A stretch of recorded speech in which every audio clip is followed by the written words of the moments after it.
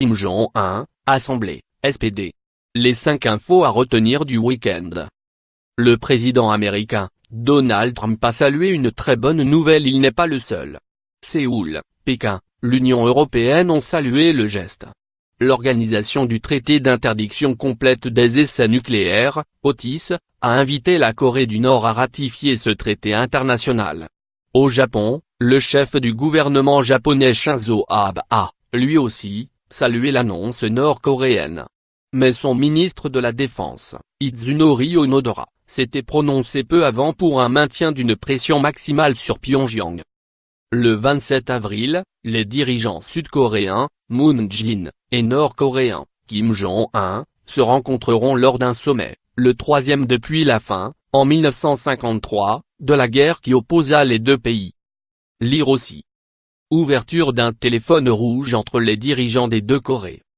Les débats sur l'asile-immigration à l'Assemblée nationale semblent dimanche dans la dernière ligne droite et le vote à l'horizon. Dans la matinée, l'Assemblée a assoupli à une très large majorité le délit de solidarité pour certaines personnes venant en aide aux migrants, un des points sensibles du projet de loi Collomb, y compris pour certains élus de la majorité.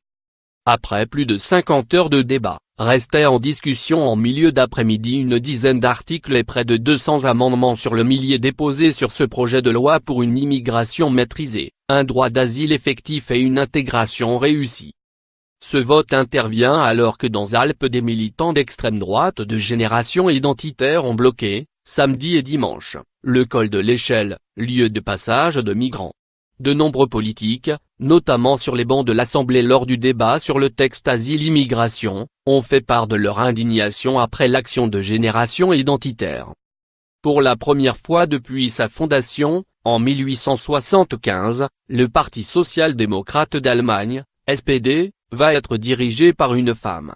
Andra Nahles, 47 ans, a été élue avec un score décevant, 66% des voix seulement, à la tête d'un parti électoralement anémié, idéologiquement désorienté et stratégiquement déboussolé. Elle n'aura pas la tâche facile. Sera-t-elle la première chancelière social-démocrate de l'histoire de l'Allemagne pour espérer succéder un jour à Angela Merkel, avec qui elle s'est plutôt bien entendue quand elle fut sa ministre? Andra Nahles doit d'abord reconstruire un SPD électoralement affaibli et idéologiquement anémié.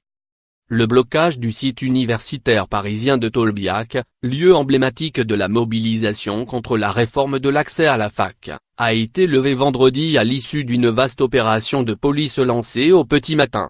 La rumeur qui évoquait tantôt un étudiant, tantôt un migrant grièvement blessé à la tête dans une chute, voire plongé dans le coma, lors de l'évacuation a été démentie par la PHP. La ministre de l'Enseignement supérieur, Frédérique Vidal, a estimé que les partiels qui devaient se tenir sur le site parisien devraient être probablement délocalisés. Le président de l'Université Paris y a déposé plainte après l'évacuation du site universitaire, lieu emblématique de la mobilisation contre la réforme de l'accès à l'université. La semaine va débuter par 2 journées de grève chez Air France et à la SNCF, lundi 23 et mardi 24 avril. Côté aérien, la direction d'Air France prévoit le maintien de 75% des vols lundi, et côté rail, selon le président-directeur général de la SNCF, Guillaume Pepy, 35% des TGV en circulation, 30% des intercités, 40% des TER, RER et Transilien.